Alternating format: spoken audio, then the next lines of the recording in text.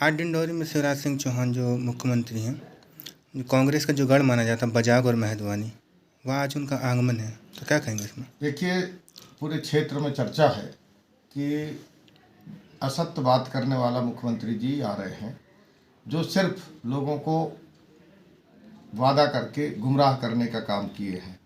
और ऐसी स्थिति में आज वो कम से कम बजाग क्षेत्र जहाँ जब मुख्यमंत्री जी आए थे तो हम लोगों ने डॉक्टरों की मांग किए थे, वहाँ पर लोगों ने वन अधिकार के लिए मांग किए थे और वहाँ के नौजवानों को रोजगार के लिए मांग की थी। आपने कुछ नहीं किया है, इसलिए मुख्यमंत्री जी के आने से कोई फर्क नहीं पड़ने वाला।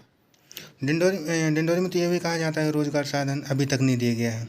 देखिए, मुख्यमंत्री जी नर्मदा जी के परिक्रमा के समय नर्मदा सेवा यात्रा में बोले थे कि मैं हरी चुनरी चढ़ाऊंगा, तो हम लोग भी बहुत प्रसन्न हुए थे कि चलो भाई नर्मदा जी, क्योंकि राजनीति अपनी जगह है, हम माँ नर्मदा के अनुयायी हैं, माँ की चरणों में हम रोज शीश झुकाते हैं, हम बड़ा प्रसन्न हुए।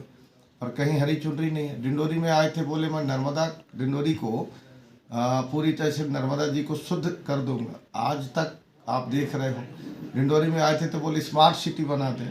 अरे स्मार्ट सिटी नहीं बनाए, कम से कम यहाँ शौचालय की व्यवस्था, ODF जो आप टांग के रखे हो, कहीं आप सब चलना सवेरे, ODF की क्या हालात है। तो मुख्यमंत्री जी सिर्फ लोगों को गुमराह करते हैं और सब लोग जान गए हैं कि ये सही बात नहीं करते।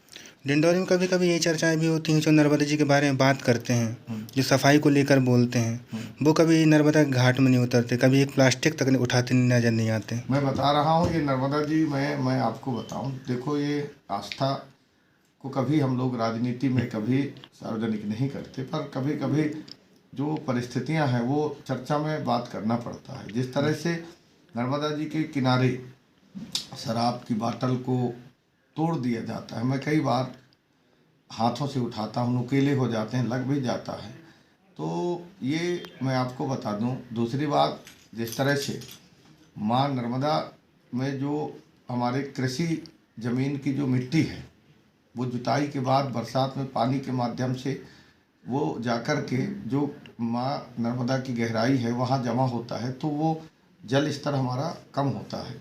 उसको रोकने के लिए भी हमने व्यक्तिगत प्रयास किया है और उसमें हमने कोशिश भी किया है कि मिट्टी, खेत की मिट्टी नदी में, नाले में, नर्मदा जी में न जाए।